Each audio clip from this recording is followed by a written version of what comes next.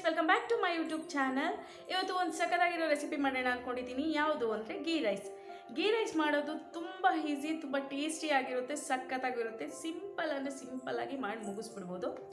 So ಹೇಗೆ ಮಾಡೋದು ಅಂತ ತೋರಿಸ್ತೀನಿ. ಅದಕ್ಕೆ ಮುಂಚೆ ಯಾರೆಲ್ಲ ನನ್ನ ಚಾನಲ್ನ ನೋಡ್ತಿದ್ದೀರಾ ದಯವಿಟ್ಟು ಸಬ್ಸ್ಕ್ರೈಬ್ ಮಾಡಿ, ಲೈಕ್ ಮಾಡಿ, ಶೇರ್ ಮಾಡಿ ಅಂತ ಹೇಳ್ತಾ ನಾನು ಈ ಒಂದು ವಿಡಿಯೋನ ಮುಂದುವರಿಸ್ತಾ ಇದ್ದೀನಿ. ಗೀ ರೈಸ್ ಮಾಡೋಣ ಅಂತ ಹೇಳಿದೆ. ಗೀ ರೈಸ್ ಮಾಡೋಕ್ಕೆ ಏನೇನು ಬೇಕು ಅಂತ ನೋಡ್ಕೊಂಬರೋಣ. ಮೊದಲಿಗೆ ಬೇಕಾಗಿರೋದು 2 ಚಕ್ಕೆ, 2 ಲವಂಗ, 2 ಏಲಕ್ಕಿ, 4 ಮೆಣಸುಕಾಳು, 2 ಅನಾನಸು, 2 ಮರಾಠಿ ಮೊಗು, ಸ್ವಲ್ಪ ಕಸ್ತೂರಿ ಮೇಥಿ, ಕಲ್ಲುವು, ಸೋಂಕಾಳು, 1 ಪಲಾವ್ ಎಲೆ. ಆಮೇಲೆ ಸಾಂಬಾರು ಸೊಪ್ಪು 1 ಕಟ್ಟಬೇಕು, ಈರುಳ್ಳಿ 2 ರಿಂದ 3, ಪುದೀನ 2 ಕಟ್ಟು, 1-2 ಬೆಳ್ಳುಳ್ಳಿ, 4 ಹಸಿರು ಮೆಣಸಿನ್ಕಾಯಿ, 1 ಅರ್ಧ ಕಪ್ ಬಟಾಣಿ, 1 ನಿಂಬೆಹಣ್ಣು. ಇಷ್ಟು ಬೇಕಾಗಿರೋದು ಗೀ ರೈಸ್ ಮಾಡೋದಕ್ಕೆ. ಇವಾಗ ಹೇಗೆ ಮಾಡೋದು ನೋಡೋಣ. ಮೊದಲಿಗೆ ಕುಕ್ಕರ್ ಇಟ್ಕೊಂಡಿದ್ದೀನಿ. ನಾನು ಒಂದು ಸ್ವಲ್ಪ ಅರ್ಧ ಲೋಟದಷ್ಟು ಆಯಿಲ್ ಹಾಕೋತಾ ಇದ್ದೀನಿ.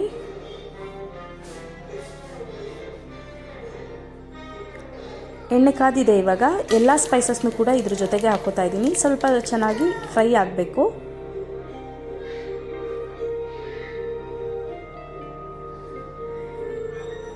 ಇವಾಗ ಇದಕ್ಕೆ ಅರ್ಧದಷ್ಟು ತೊಗೊಂಡಿರೋ 2 ಕಟ್ಟಲ್ಲಿ 1 ಕಟ್ಟಷ್ಟು ಪುದೀನಾನ ಡೈರೆಕ್ಟಾಗಿ ಎಣ್ಣೆಗೆ ಫ್ರೈ ಮಾಡ್ಕೊಳಕ್ಕೆ ಹಾಕೋತಾ ಇದ್ದೀನಿ.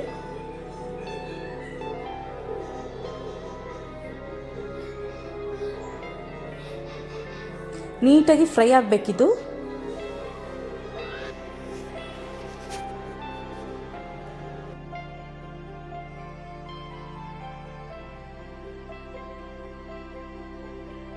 ಇವಾಗ ಹಸಿರು ಮೆಣಸಿನಕಾಯಿ ಮತ್ತು ಬೆಳ್ಳುಳ್ಳಿ ಹಾಕ್ಕೊಳ್ತಾ ಇದ್ದೀನಿ. ಹಸಿರು ಮೆಣಸಿನಕಾಯಿ ಕಟ್ ಮಾಡ್ಕೊಬಾರ್ದು, ಹಾಗೆ ಹಾಕಬೇಕು.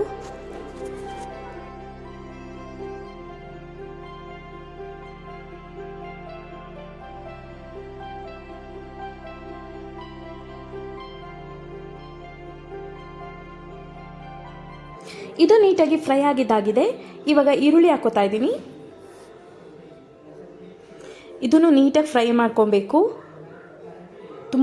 ತುಂಬ ಸಾಫ್ಟ್ ಆಗಿದ್ರೆ ತುಂಬ ಚೆನ್ನಾಗಿ ಬರುತ್ತೆ ಗೀ ರೈಸು. ನೀಟಾಗಿ ಸಾಫ್ಟಾಗಿ ಮಾಡ್ಕೊಬೇಕು.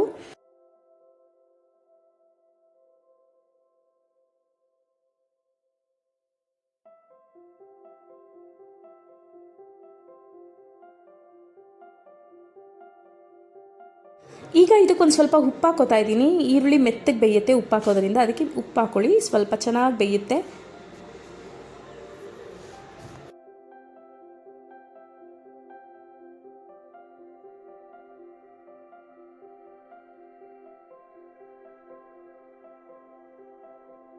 ಇದು ಇನ್ನೂ ಸ್ವಲ್ಪ ಬೇಯಬೇಕು, ನೀಟಾಗಿ ಸಾಫ್ಟ್ ಆಗಬೇಕು. ಇನ್ನೂ ಒಂದು ಸ್ವಲ್ಪ ಬೇಯಬೇಕಾಗುತ್ತೆ.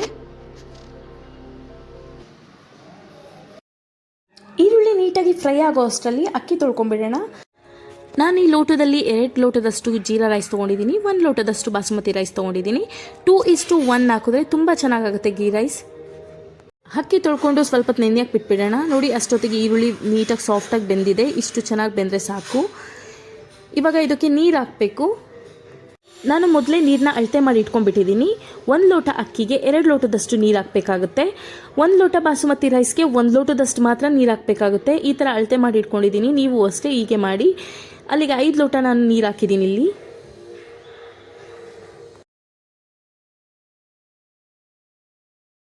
ಇದಕ್ಕೆ ನಾನು 2 ಸ್ಪೂನಷ್ಟು ಉಪ್ಪು ಹಾಕ್ಕೊಳ್ತಾ ಇದ್ದೀನಿ. ಟೇಸ್ಟ್ ನೋಡಿಕೊಂಡು ಉಪ್ಪು ಹಾಕ್ಕೊಳ್ಳೋಣ.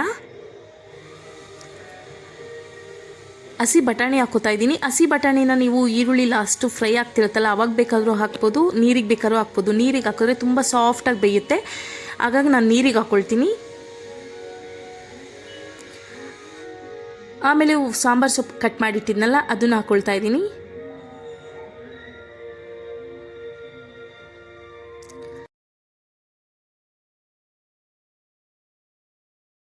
ಇವಾಗ ನಾನು ಇದಕ್ಕೆ ಪುದೀನ ಹಾಕೋತಾ ಇದ್ದೀನಿ. 1 ಕಟ್ ಪುದೀನ ಹಾಕ್ಕೊಳ್ತಾ ಇದ್ದೀನಿ. 1 ಕಟ್ ಆಲ್ರೆಡಿ ನಾನು ಒಗ್ಗರಣೆಗೆ ಹಾಕಿದ್ದೆ.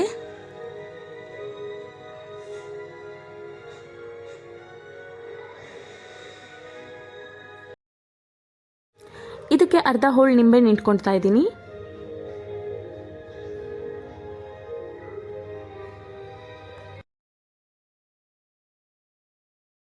ನೀಟಾಗಿ ಮಿಕ್ಸ್ ಮಾಡಿಬಿಟ್ಟು ಇದನ್ನು ಕುದಿಯಕ್ಕೆ ಬಿಡಬೇಕು.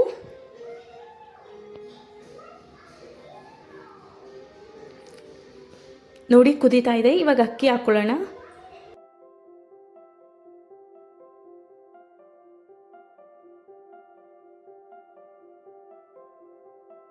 ಅಕ್ಕಿ ಹಾಕೊಂಡ್ಮೇಲೆ ನೀಟಾಗಿ ಮಿಕ್ಸ್ ಮಾಡ್ಕೊಳ್ಬೇಕು.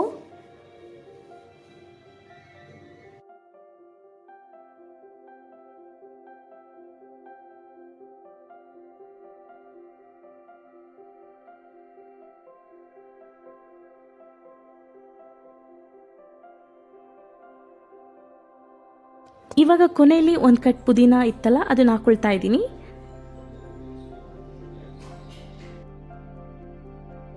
ಆಮೇಲೆ ಲಿಡ್ ಕ್ಲೋಸ್ ಮಾಡಿಬಿಡೋಣ. 2 ವಿಷಲ್ ಬರಬೇಕು. 2 ವಿಷಲ್ ಬಂದಮೇಲೆ ಗೀ ರೈಸ್ ಆಗಿರುತ್ತೆ.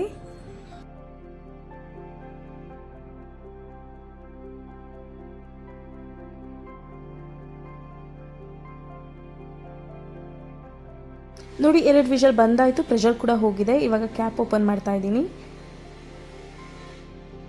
ನೋಡಿ ಏನು ಸಖತ್ತಾಗಿದೆ ಗೀ ರೈಸ್ ಅಂತ. ತುಂಬ ಅಂದರೆ ತುಂಬ ಚೆನ್ನಾಗಿರುತ್ತೆ. ಸ್ವಲ್ಪ ಗ್ರೀನಿಶ್ ಬಂದಿರುತ್ತೆ. ನಾನು ಪುದೀನ ಮತ್ತು ಸಾಂಬಾರು ಸೊಪ್ಪು ಜಾಸ್ತಿ ಹಾಕಿರೋದಕ್ಕೆ ಸ್ವಲ್ಪ ಗ್ರೀನಿಶ್ ಬಂದಿರುತ್ತೆ. ಇದನ್ನು ಇವಾಗ ನೀಟಾಗಿ ಮಿಕ್ಸ್ ಮಾಡ್ಕೊಬೇಕು. ನೀಟಾಗಿ ಮಿಕ್ಸ್ ಮಾಡ್ಕೊಂಡ್ಬಿಡ್ತೀನಿ.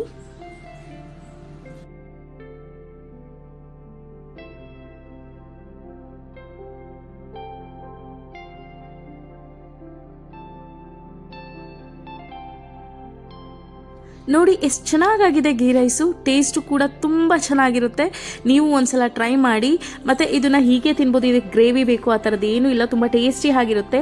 ಬೇಕಾದರೆ ನಿಮಗೆ ಹೀಗೆ ತಿನ್ನೋಕ್ಕಾಗಲ್ಲ ಅಂದರೆ ಗ್ರೇವಿ ಮಾಡ್ಕೊಳ್ಳಿ. ಇಲ್ಲ ಅಂದರೆ ಇದಕ್ಕೇ ಒಗ್ಗರಣೆಗೆ ಈರುಳ್ಳಿ ಹಾಕಿದ್ಮೇಲೆ ಟೊಮೊಟೊ ಹಾಕ್ಕೊಂಡ್ರು ಕೂಡ ತುಂಬ ಟೇಸ್ಟಿ ಆಗಿರುತ್ತೆ.